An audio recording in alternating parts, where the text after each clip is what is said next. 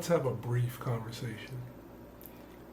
It's funny that we always try to watch our back end or watch our six, um, but it seems that now more than ever, people are doing the most right in front of us, and we fail to see it, and we are critical of speaking up on things that we know that is not right. So this conversation will be about discernment and being able to clearly identify when someone is not having your best interests at heart. So many things are going on in the world right now, particularly in our own country, where we are questioning, are we actually seeing what we're seeing? So I don't necessarily try to address like a specific thing, but I will say in all areas, this is going on. And I don't know about you, but I look around and I'm like, I'm kind of disappointed. Um, but I think it's not necessarily a good thing, but it tests our resolve in this world, right? So the saying goes like this: narrow is the gate that leads to the path of heaven, right?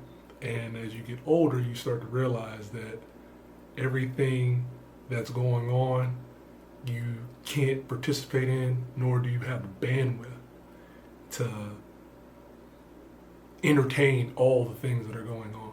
And when you have a family, right, there are things that are very important, and there are certain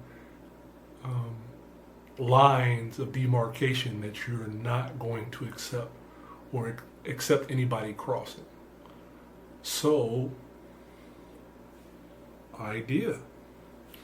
So the idea is this, right?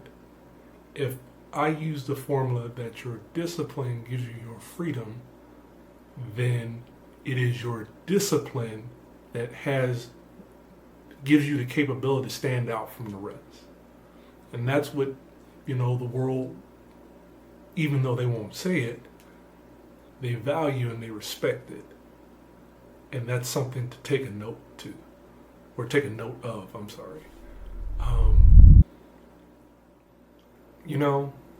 Maybe it's time that, we be courageous.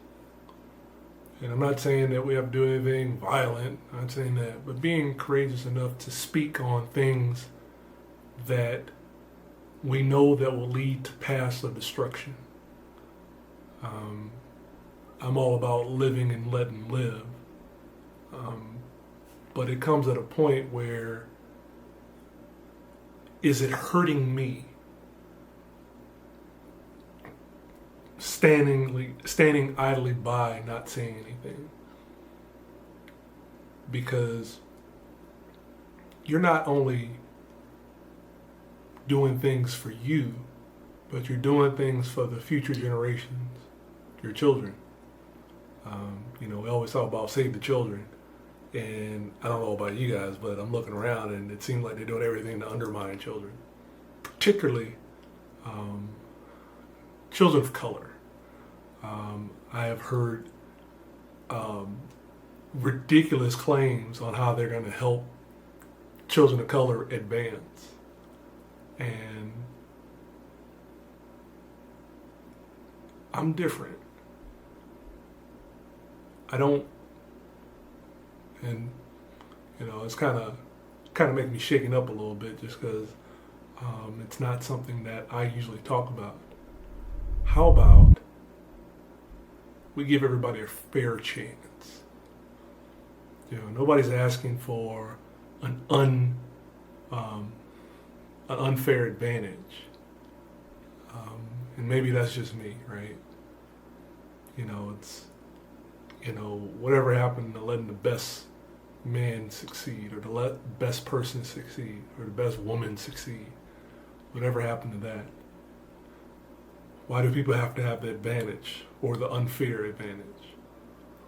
How about we take this privilege that we have of being here in this country and making the most of it? Just an idea. Hope I didn't offend anybody.